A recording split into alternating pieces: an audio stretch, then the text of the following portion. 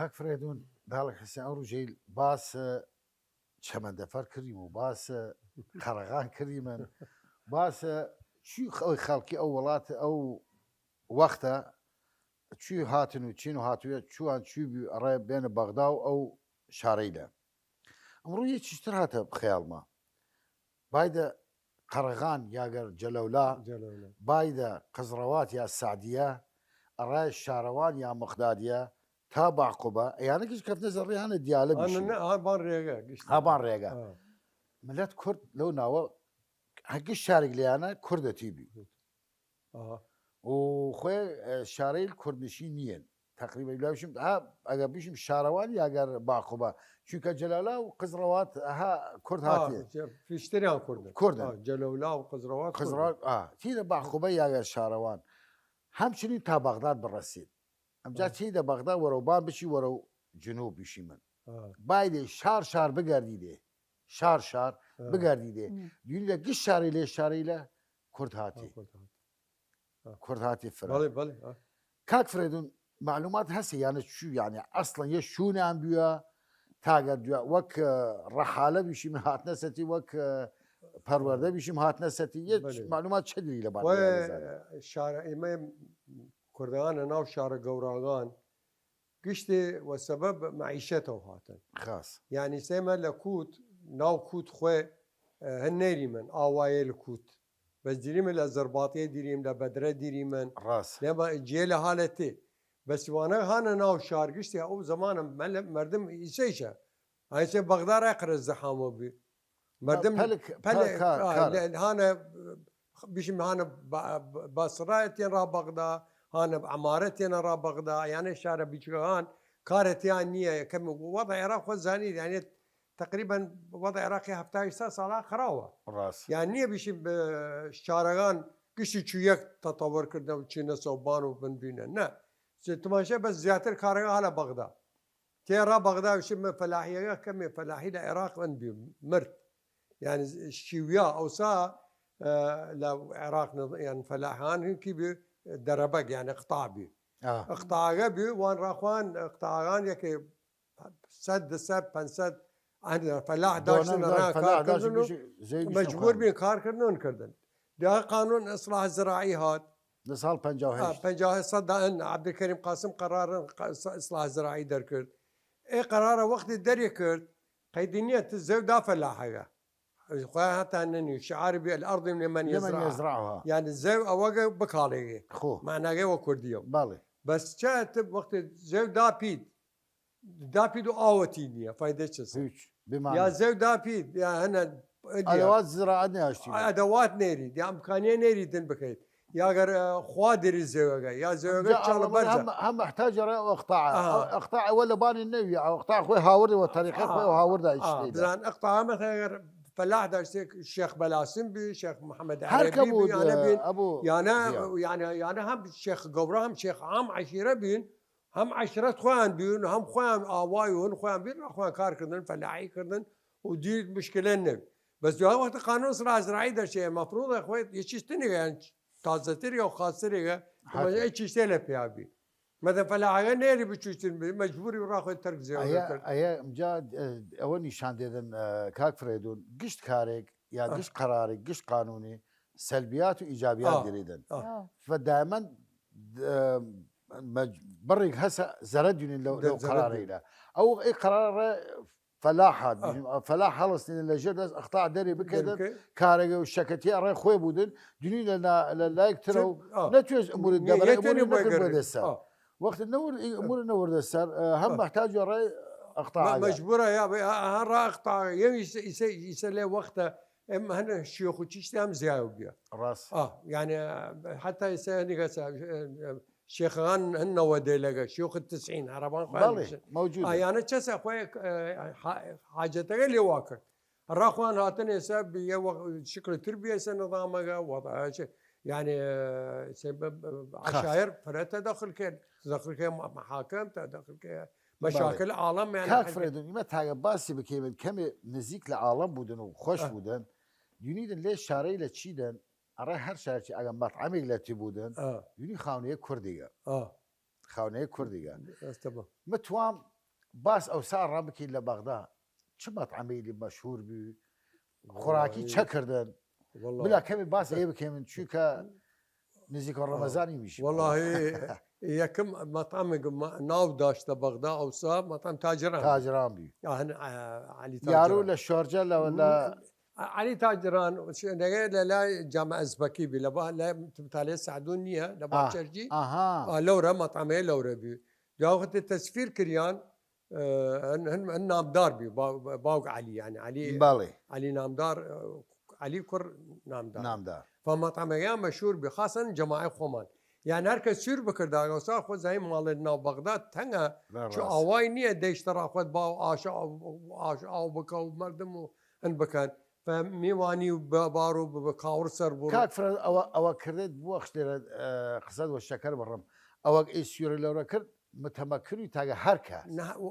چونکە باید سەختە باید مەطعەمی وەک مەطعەم تاجران ناو داشت بايدن خوراكي رئيس سوري بكيدن حتما تكلفه فرسه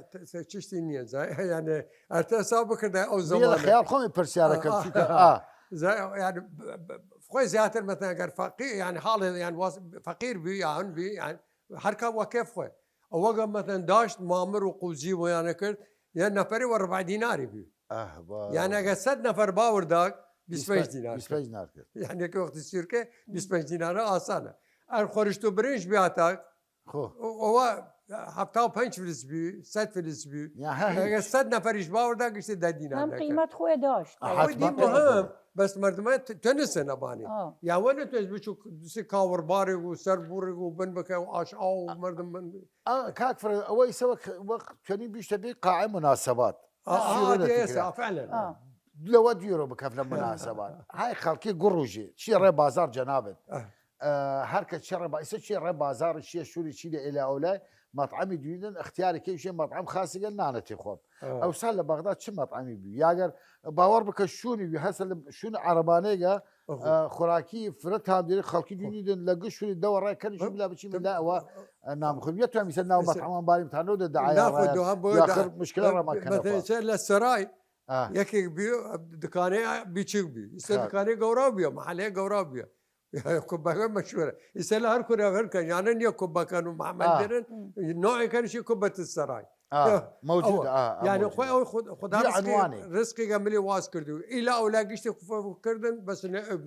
مردم الإيمان شيء من أوساط شيء من لا ان سروسيان تاجر تا كفته سر كفته هو كان ترى هب بخشوات بي لا كفته هيرم بي هن عربانية لو داشتم كل كماني جو هواسلي يا إيواران لسردوغتش يا إيواران إي كوري وشتان سر محل هنجية عربانية يمكن سدكر دي كاس ناتيون سكيل بياتا بيه وبتشي هم لفات حلولوة فريات هم ونعناع خستناوي فريا أزيزي هم كل خماني بالي دالك حسين دمت خوش مو باس لوتش يعني شو كاك فريد أو موقع لو ناوب مثلا هسه فلان مطعم قوزي خاص كذا يا كباب خاص جواني درس كي تام داره يوني خلقي شنو ريله او ساب بقيلوانه يعني ناوي شي مش شارجه بقري كفاح بقري دور ابو دودو ابو سيف يس ايواران هاي وران اي وقت بشرا او ناوه شو نيه بابني او خرا ما شاء الله علم فرسه ولا دوري عربان ومحليله شنك هركه خوراكي دشيش كباب خويده دشيش وهركيش بولي نيري آيات مانا إيما خمان هركي بول نيري أوتنا بي لحسرا وخمان دالك هسه تباس قديم كيسه بيجي فينا شيشه كده زيقه كفته هيرم لعقد الكراد لسر عقد الكراد خو سفر بيا قفيقي خالوان دالقمي مقلنا تكا وكباب هيج كيري كارنا شو تاننيش دوشيش كباب لو هن تكا ومعلاقه لينا خواردا سفر خدا رحمتي بكا هيرم كورنياشت هديود داشت خم راسه بيوچوبي اري مدرسه كل ادام اتشم هات ارى يكي جتيلقي هات عاونيه كردن يعني بله ربطه له سريان وبجامه يعني بنطلون لبايان دوتيلقي ساعد يكردن ارى يكيك شو القرته من دوتيلقي ارى هاتف على باب الله كار كان مساعده باويان كان واحد جانيك بي وات يكي لاقي كوريل مانا حارش ايد وات ما كرد لو قسيه جاني قوري كرد بنشش بيداش يمكن سيانه لي شواره لي كليان عاون باويان سينيغيل قرتن وبرنيان يعني بردم مشتريها واخواردن والقرتن يان اري مالا شو يرو جاني ناوي لسر يكي لا اختلاف والله تي لواء شي ديال ناوشاري ما العشاير هالان ابو مصطفى خسير لا عشاير دل بيسينيا تماشای قرو دوت جنو بیا بتن چن کرد خو ماشي قال درو یا چن چیزتن كان کار كان گشتان وياكو يعني قرو شاب اول دوت چمان براو خوش نمني چمان غيرت خويا جي كردي هاو جوان خما نه ايش چمان يعني اخوان طبيعتي يعني چمان براو خوش يعني هني لبينان اي خوي ما اي چيزته چاور دلامانه مردم دل بيس بينو شكوك بونو هن بين işte aflamasa ve karbarasa dünün merdum. Onosa merdum rakhwan awayek bi aşirete işte kavm bi işte bi ve ko gavra bi ya lawa khazi evliya khazi yani işte çmaya aile. Bizan kak Fredime bas çekirdi mi haorda marra çi basi. Vakan ejurasa aflamu televizyon satellite موبايل ara اخلاق عالم عالش کرد. ورو خراوي بردان ورو خاسي مفروض اخوي عكس يا بودن وقت انسان كار خاسي حق بلاو بودن لبين عالم خلال التواصل الاجتماعي بيشي من التلفزيون بي بلاو بودن عالم قشتي ميني خاسي بكان قصدي قتيدير قصدي يعني مثلا انسان ضل باك بودن تشوي وحلال كسي ونودن يا شتغل خاصه ديوني دي نسا كمو بي يعني جنابي سوتي وتاثير داشت لباني ما حق عكس ابو الزاتر بودن توان بس زيش خويا شيء عاده انسان عاده لتكراره وكاربو راس يعني تشتته تكراري بك بو عاده لا بو طب يعني شيء اعتيادي بو كارغا يسبت بشو كني قنوات وازيان بك كيما شو قناه حياة عشائري مان يا حياة خمان ورجع 50 سالة نية قشي هيا سوي موسيقى يا البرن يا ملابس انا يا تدلير وازي كي تشي دو وقت النفس تشي دو وقت هاي مرد ما دي شس عقليا تغيير بو انبو يا انسان ليجا لدجا لسجا هالتكرار نفسنا اكيد صد لصد علامه واخلاق القدر للي بيدن خصوصا جيل تازه وقت تيدن تقاليد او اعراف او ساليان ديره فلجديد اكتساب تازه وكهربو تازه وكهربو وداخوا ويجور كاري يعني ريدايه لمجتمع خمان لكرديل ناو كرديل خمان حتى مجتمع عربيش بيشمو مجتمع بيشتي قديمه او سايجور نو او سا وقت يكي لمالدر شي امانه مال خزانه ده هاوساغي تمام ايسد وقت توي بشر يجي شي قافيه بوزم هاوساغم نيم ده مال نيم تاجر شارو مالم لك يعني الرسيمه مرحله كاك وداخوا يشمي مرحله راسي وصحينيه طبعا يعني يسد ينيدن او سا اگر وتي ياخذ كري خدايا كري بفيم شرانشي نودن شر رام ناري دو يسد درجيت كاك حتى جوتيان يتكلم ماليني دون لو وضعيتي يتهم من الشر اما مشاكلها من الشر كان وش يعني قشتي هاي او سا مردمغا دايش شو هنا يعني جمو بين شو بتاني يسد وازو بعالم خيدبان امريكا كوره چند هزار دا 15000 كيلومتر دوره العراق 20000 كيلومتر دوره دنيا لا چمانه او ساري وشتي نو تلفزيون انا مردم قشتي جن وقورا وبيچو قشتي ديتا تماشا دالغي كرد دالغي شي لدابير وكاربيا وكوريش لباو فاش انا تربيه قشت تغيير كرده اي مدارس سو زوانا وكاربينا يعني خوش شو قرار زي قشتي بس اواي بيشي وفعل تكنولوجيا وسوشيال ميديا فعلا ويجورسا çünkü ise eğer zeyler zede buden la samah Allah la برازیل تلێرەوە پێ زانی لە خۆرە پێ لەشون ثوانی خۆرە پێ دیری طبعا جارا ئەجۆر چیتێ ئەی باس خۆشمانە ئەدامە دیرم بینا پیاڵە چایگە بخۆی موتینەوە يلا سهل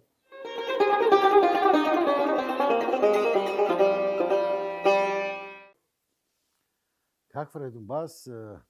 ئەمە چایگەر کەمی زوی خۆمێ تا سوێرنەودن ئەگە سەر بوو دینە خۆمێ منش وەرجێ چای سەر نێرم ئەبد ئەسە چی دە کەفاح دوێنێ حەمگە چایخانە هەسە چای تامدارەکان بێسە سڕمەنە کەس خەڵتەی سڕ خەڵتەی نیشتەوە ڕەیەکێتر ئیسا چیت بەدە لە چایخانە چای خۆی شوێ چایتنە لە کوڕژی هاور مەسێ خۆم کرد مەسێ خەڵتەی خۆمە چمانی زغالەگە تەعمەداتی وڵە خوت زغالەگەتام دەریەکە تۆ الآن لە ماڵ تکە بورژن وبعدين شاي بنبان زغالقة بشان شو تام ديري باز جاري تام ديري لا تام خاتتي خو هم ولده خو زغالة دوري اگر قوريش شبو غنبو فرفوري بو طبعا تام خوش هم تام خوش تنكس جيجي گرم بو كله يقول يا قضيه شاي هنا شم ملكوت يكي بيا ابو سعدي وتنبي هم يمكن كرد بي بالي يعني يك بو سياغلاي هن بها خوش ناس شاخانش ناس هسه ماوري يقولوا دسي قوري ولوال ولا شرابي بسياد يك شاي نخوردي مستحيل الا دوان سيان شنو تامي اجو كاري كابرا هلا هم كفاح شي لا سيشوار شاي خوين تاسراحت كي ورجي باسا باس مطعم كريم وخراكي ونفسية انسان ها هيرم لصار هيشتاوسي ل شورجه منطقه لپس ضمانه خدا رحمتك بياجي هم تكو كباب شوكانه فروشتو حلولو ناوي مشهدي كمر بي هزار رحمة الله راحي بياو فرا نيراني برشي نيوري هان مني تازه لورا كار كردم و عمري بيش قوران نوي وسيان بان سر هوتم سيشيش تكتوا يا ليها ننا بان نگا يدي ناري بان من قلايا لوا يا دفع دفع وركر سر الغرن روسا فيما وات شتوا وات سيشيش تكتوا ود بابا تقوم مسجنا فما تسيج بارجة بيا تاجر شيء تكبر شو دبار يا وعربي ود فلوسك يحكي هل واش وزوانه يعني تابجاني بيدي يرد لو نيرد نا دالك حسين يسار راديو الشم فبدي بيو برادرم كروج بلاي قوالتي لا اي كردم دي بيو برادرم وتم مشهدي ترى وجر واتي الخو يسار لواني شي ساعه اعتياديه لا بيا منين بار اعتياديه ود بابا متن يناسم او قرا افندي هات لام نان خواردي وروك رسلو شينا دي وك داخم كريايا وك داخم كريايا وقت دخل خوم حساكم خو ديار تشرينا في مو تشرينا جمنيه نفنيه افندي تي قاتو سيتم ملي نان خوار دشيش وسيشي وقت خوار شي في مالا وقت منا وشي مدي قراري بردما برياري كرمو دي اگه پارنين يقوم بان اگه مجا باور بك كاك فريدو يك تامي داش نانيه خوشي شم عين تشي هسه بس وك هو تام نيري نيزانه مشكله وراكي نفسه يعني سد جن لمال يعني تماشاك سيشوار خوش كان هر يكيان خوراكي تامي ديري كشان شو يكنين نفسه نفسيه خوشات هاي شيء آساني بك شيء باينه تبدين تام ديري يا تماشا مامر رايتيري غوشت رايتيري نيك يعني والله ما يتوى من بس زين برنامج شو وقتي من قاليشه اسماني مان وقت نشيد اولاته باس اولاته كيمن يسمى هاي ببغداد فالريو باسين كيمن يش مره بيشم لخانخي على منالي لا جاري واني وباسان كيمن ام جا برستياري كديره مخواجم اللي بكم اريتشا اي بياجيلا اگر جنگي طباخ يجيد طباخ مشهور يجيد أريتش هرسي أهلي كان أجنبي فلانتش أجر تامي أوجي دالق مرينا نياري ودار أرا انحيازين إي قرا إي بياجيلا نا دالق باز دالق جياس دالق لقش باوتي جو جياس باي دالق والجنا مقارنة بكن كماني والخراكة حنية خشتها ما ممكن مقارنة دالق والجنا بكن تمام رزو حرمة مراي الجن وراي جني كل انسان كل جني محترمه كل جني ريز واحترامها ولي دالك جياس دالك شوني جياس اي من الله تشو كردو لبان دالك دي لە ڕووی سینێ داڵک شیر خوارد یاگەر گەورابی لە شوون ئەوە لە داڵی قەواڵتی گەڕێ کرد نانی نیمە ڕوودا پێش شەوی نانە ڕای خوراکی ڕای باوەڕ بکە ئیسە وەجرعەت بیشمێ وەختی وەلژن ئینسان وەلژن خۆیە وەل حەڵاڵەیە وەل خۆشکە وەکەوە نیە وەل داڵیە داڵی حەسەپیت داڵک حەسەپیت کرد و وەرسێدا داڵگت قبل ما تە بتوانێت داڵک نانە ڕاوت هاوەر داڵک شوونی جیاس داڵک اختلاف دێرێ داڵک مقارنەی وەلژنان یەکردێدن گشتمان داڵک داشیمەوە گشتمان داڵک هێوەتمان کرد ئەرە پرسیمە لێت لەنەهما باوکم خوا ڕەحمەتی بکە داڵگم خۆراکی خۆشی فریا خۆراکی خۆشی بەس هەرەوەتیم نەپێ چی خۆراکێکتام ئەوە هیچ کەلەفەن داڵگم بانیە نان یاودار هیچ کەلەفەن داڵگم فلانە شعور غەریزێ ئینسانە تجار داڵگی داڵک اختلاف جداس داڵک تجارێ نەوەتی دایە من نان تۆم ئەی خوێ نانە ڕەت داڵک اختلافی جیاسە داڵک حەسێن بردیمان ڕناو باوەتی داڵگی وەختێ لە داڵک دیلیڤەریەن وەڵڵاهی نەوەتیمنێ وەداخەوە ئەڕێوە نەمەنیە ئیسە وەختی تێدن لە ئەقرب فەرسە بیشی من بلا وی زوان چونکە نزیکترە بیشیمنێ وەختی کوڕ یاگەر جوان یا شا بیشی من داڵگی فروشیدن وەژنێ چونکە ئەو حەنیە نەمەنیە ئەو داڵگە وەختی تاشەوەکی وەلدانیشیدن داڵک وەختی شەو نیشید و لاوەلاوە ڕادکێدن داڵک شوونی جیاس قەتعەن خدا سبحانه وتعالى وەختی وشی بەهشت هاژێرە پایداڵک خدا خۆیە عەبەتی نەوەتێسێ ئەی کاریشی یە کار داڵگە هاوردی ڕێ پرسیارەکە داڵک شەوەکان تر خەفتی دەهان هایدە خەو شیرینن جاش خەو شەوەکانیش خۆشە خوسن لە زبسان خەفتی دەهایت پەرخێ خەوتیایی ناو خەو شیرین ئەڵسیای لە داڵک ئەڕێتە چای کرد ئەوسان نان گەرمی ویسە نەمەنێ نان گەرم نەمەنێ نانکردن ناشوەکیان نانکردن شوەکی و ئێوارە نانکردن شەش شەوەکی ئەڵسیان نانە ڕات کرد دووسێت تەنیۆر نان کردە وەخت ئەڵسیدن داڵک دوینیت ئەو ماسە ڕاد نایە یاگەر ئەو خەیما خاڕات نایە یاگەر ئەو خایە ناسەڕاتە یاگەر ها هیچ ئەگە فەقیری و هیچیش نێرین ئەو نان و چایە خۆی لە دەست داڵک اختلاف دیرێت داڵک حەسێن بردیەمان ڕێ شوونێک شەژەنزایش گشت ژنێکی ژن نییە ژن هەسا یانێ یەشم شوون داڵک گرێک بەس یانە فەرام خزمەت پیاگەیەکێ خزمەت عیلەکە مناڵی لەگەیتکە گشتێ یان هەرێکە هەرکە شوون خۆی هەریەکە شوون خۆی دێری منێ دەرەجات یەکەی هابان یەکە ها خواریا یا گشتیان هەرکە پلێ خۆی دێری ها لە ئەو شوونە داڵک داڵگە ژنی ژنە خۆش براسە ئێستا یانێ هەریەکی قیمەت خۆی قیمەت خۆی هەریەکیش وهن يعني وجدان خوي يعني جنس وجدان دري انصاف دري زاني بياغا كم محتاجه زاني تواي كان مرك يعني بجني شاسا تقول خد دليفريه بتشمرو كباب بار مرو يام شبر خابر كان يعني يشب يسيب هنيك جنراسيون بر يشم كشي جن نا بس فرجنا سيديها وخارج تشتبينا كانوا خوراكي توارث تعجب انت وقت مقارنه دليفري يسوى خوراكي او ساكيدن بيلي وتي من داس دالك جداسه وكارشي جداس او بنا لاوا حتى اي ناني كردن لمال اختلاف دلي والدليفري يسيا يشد يجك خوراكي لها وردنا باور بك ايمك لسن قورايمن لا ما نو هيش تامي نيرد هيش نيردن من تعجب انت وقت يجواني له يك دوي قرأنا خوراكيك أو يلي واسع جيدة يا أولنية يا أولنية والله شاتن شت بسيطة رات كردن ويسب روج واران ودنيا السردة شو كانت ترخينة قرات كردن خاص لا ده اختلاف داشت لا هزارنا خوراكي إسا خوشتر شلغماو قلنا نيل كردن وقت سردية خو جاري نرسي مساء خانقين ومنالي وباس كنر بكيمن وباس خارشك بكي وباس دملان بكيمو اي قش للطبيعه دا شريديش دا شي هيش كامل يعني هيش كامل يعني داس بشرتيني وبيل دا سنيدي شوليا لو هارتوليا خاص او شكل يا تمام فريته واقعا اي جوربي باي مو يك جاتر ابو كاك فرنتوان برسياري بكم ما ارى چلبان باوتو باسكم چونکە ئیمە لە بەغداد پایتەخت عراقە بەغداد یەک شارێک گەورەیگە حتمما کورد شتاتی وە دڵمان خۆشە کوردەی لە بەغداد یەک شوون دەست خۆیان دیارە شوون دەستیان دیارە هەڕێ ئەوە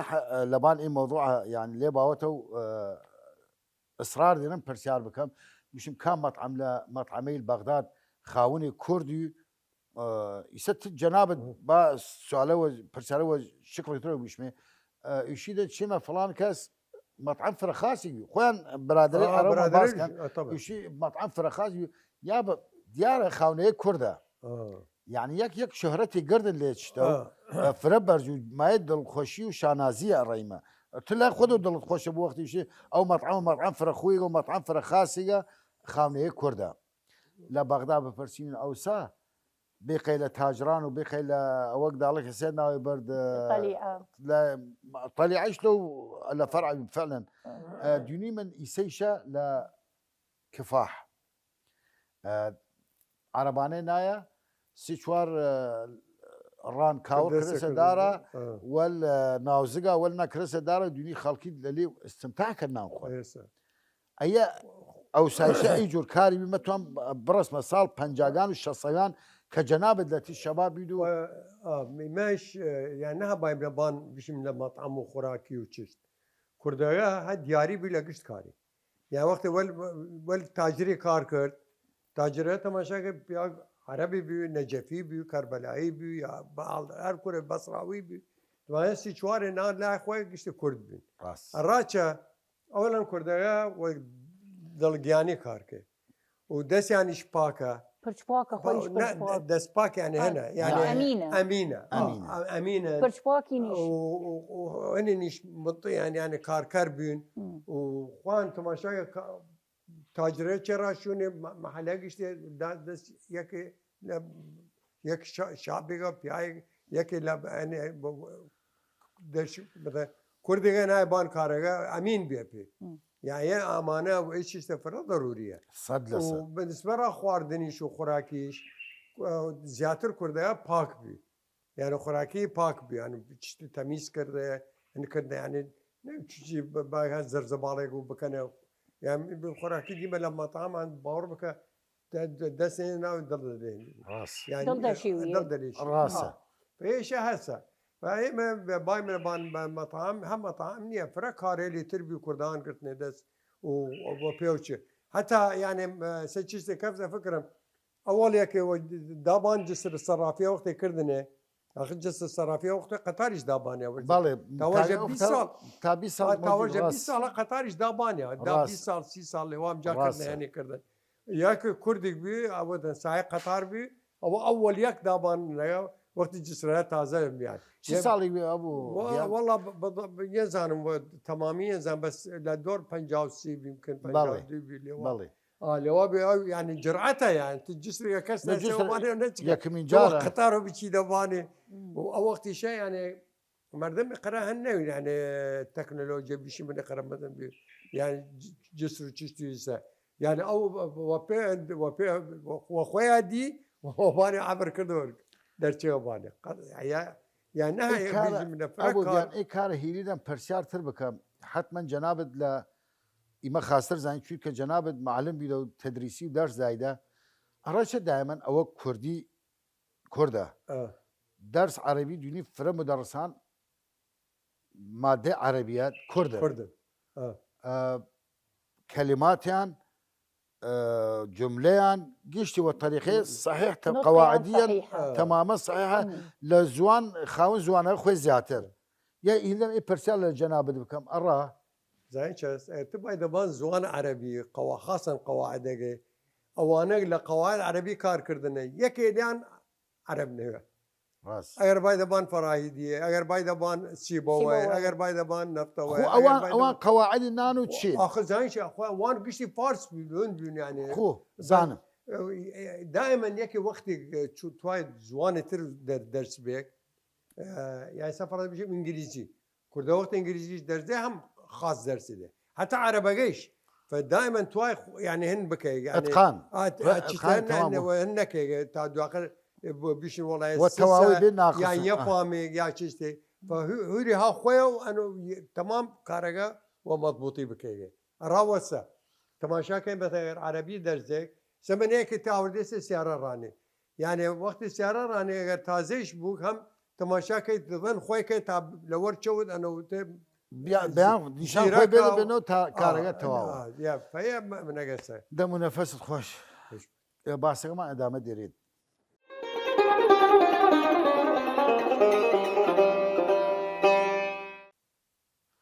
بهلا باسه در نشي منه هم هاي من نفس باسه يشي من دائما كرد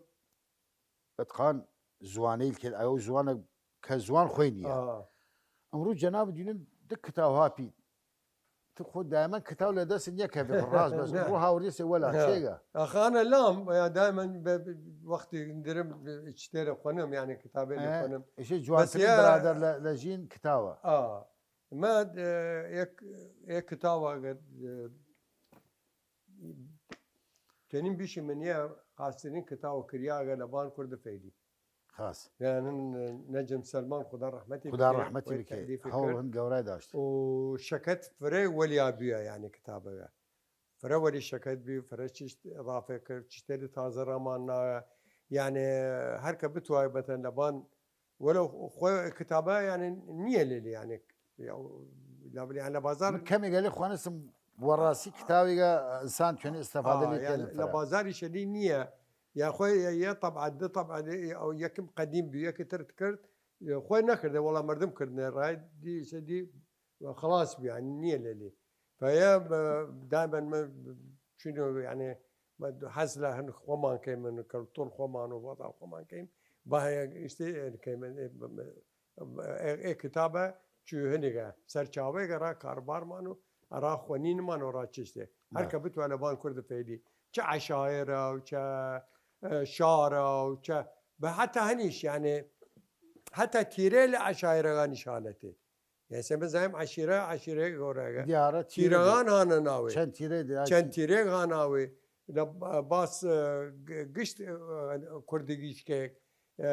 چه عشائر خمان ليره چه عشائر هانا ايران چه هانا يبقى خو زاني ما عشائر خمان منطقه كرد خمان يه منطقه بيه بس كي سياسه بشكل سياسه هات بشكل بيشتكو بيشكو يعني اول كابتا او ديم خوي كي كرد ساكس بيكو او معاهده چال ديران ومعاهده يعني كريان بالي وان زهاو معاهده زهاو ولا اوله ولا چال ديران وزهاو يعني دس زهاو اخر معاهده بي امجا ساكس بيكو هاتن تثبيتي كردن يا شو خاتي كيشان ناو ولا تغمان اي ولاتا يعني شو اوسع المانيا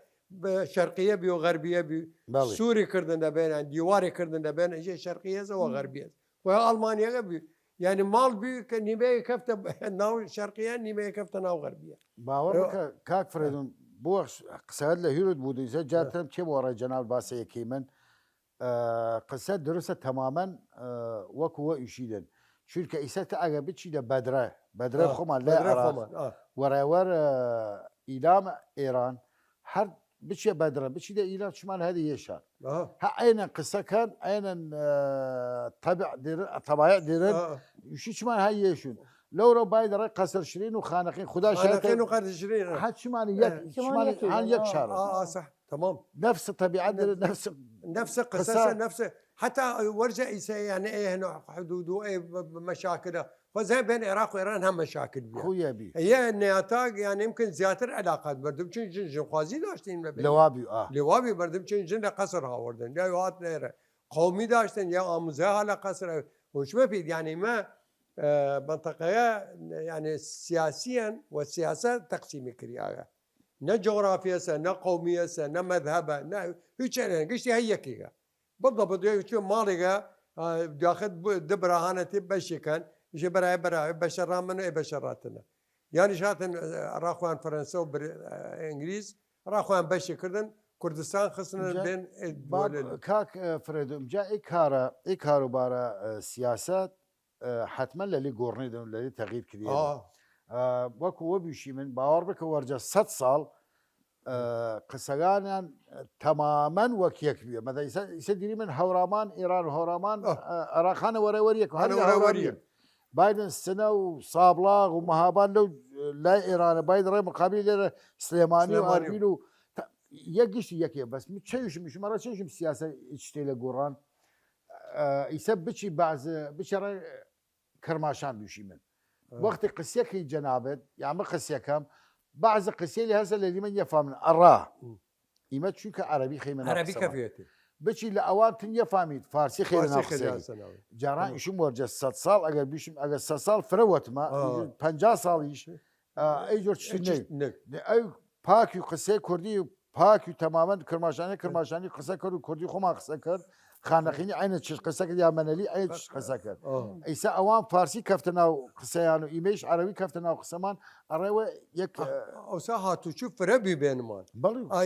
ئیسا بۆ ئێلا جواز دەربکەوە ڤیزە بچینەوە ئەوسا قەسەر چێ ڕاخۆی چێر دەرچێ شوەکی ڕاخۆی 2 ساعت 3 ساعت بۆ پا دهاندا قەسەر نزیکە نوێکەوە ئەی مشکلە زای چەمە لە ئەحوازیەکانیش دیمەسێ ڕاست ئەحوازیان عەرەبەکان نییە تا ئەگەر عەرەبی خاص نەزانیت و فارسی نەزانیت لە ئەحوازی نەفامیت ئەوشێش ڕەحنە خیابان چان شلوق خاص خیابان فارسیە شلوقش فارسية راحوا الفروكة خان فروكة خان فروكة خان وخمان يشم فروكة خان هوا بيمان جات هوا بيمان تأخر يوم جو خوي يعني ناكل عربي فارسية يلا جامعة بينما تعقد اصلا بنيدان عين قصي بصره كانوا قصي عماره كان اهوازيا نفس ملتنيش يعني هم يعني سب خوي الشيخ خزعل شيخ خزعل الكعبي شيخ مناطق عربستان وصوتنا بعربستان يسوي شنو فيهن خوزستان شنو فيهن فارسيا واهوازه وانا وسوسا قشت الشيخ خزعل والتنياي حكم اي منطقه قشت كرت تا وقت رضا شاهد ايجار اني كرت قشت داله قشت يعني ودي هن يمين ولايات يمين لايران قشت بوغا مركزيه يعني بوغا حكومه طهران يعني حكومه نانا بانيان يعني موظف دولة أنا بانيان وتابع كل أنا عاصمة عاصمة نشي منا فرار السياسة نشي منا وباس سياسي من باس ما للسياسة ديورة إما باس كرد خما كيمن كرد فيلي بيشي من يا كرد وسوري عام نوتي مكاك فريد اي كتابي دو كتابة اي كتاب انا من اللي خوانستم ايانا رحمتي نجم سلمان اللي خوانستم باس الى تشيدو باس شكيدو شم متعلقات دري والايسي خمانيه والاوساي شتاي والله يعني فرول ايسي خماني شاهنك يعني يعني وقت كتاب كرديو وقت يعني فرق قديم نيه بشي 100 صاله يا 50 صاله انا الدنيا غير عرشت بو حتما صال وصال عرشت بو بس هي تقريبا جارها ها هو مسيرة وراكي حتى انا يعني الشيخ زكيش عينا هم نفس الشيء يعني انت ما شابك مثلا باس رموز الشخصيات يعني هم يعني شم باسكي يعني بس هي تي باسكي كي باس تازغان كي مثلا باس شخصيات كي الشيخ محمد سعيد النعماني مش الشيخ ماني خوي ما نسي رفيق مانو ورمانو يعني رفيق مانو برامانو وريكار شيخ صلاح مندلاوي موجود اي شيخ صلاح مندلاوي شم برادر مانو قشتي الشيخ يوسف الناصري يعني قشتيان هريكي والشكل مثلا هي بعض شخصيات هريكي او وقت مثلا 50 سال بينا 40 سال بيها لوا 6 سال بيها ياتي تشكي بعض شخصيات كي جاري هسيان يعني الشيخ صلاح ما شاء الله جاري الشبابه بلي ما الشيخ العماني وتم كاك فريد ورجي باي مناو شيخ داني شيمن باس هو لو كتاب اخوانستم باس عشرتها كيدن والتفصيل يعني بيد من اوقت تشتغلين يزانيدن والراسي هي لدت بزانيدن يا فرمهما رايما چون كيسي مديري من لعشرتين من لبغداد بقري مكايم بغداد جاري باس بغداد كيمن فرد لو عشرتين لكهانه بغداد نشتهانا كتابه موجوده اركوازي الشرميري زقنا كلابا ماليمان يعني مش عشائر قيتوني سيراميريا بابوخ ناو نور مقبولي قيشت ناو قرولوس رزو حرمتنا راي 10 قرولوس راقشت يعني راي قشت 10 مان دوین لێ کتاو باسی کردن ئەوە لە لینیە زانیدیش هوکارە بووشی یانە چەند مراكش واقعاً. مهمه ومهمه انا بيجي دوره اساسيه نجي ئەڕێ يشا باس هم كرديها شخصيات. شخصيات كرديها بس يشا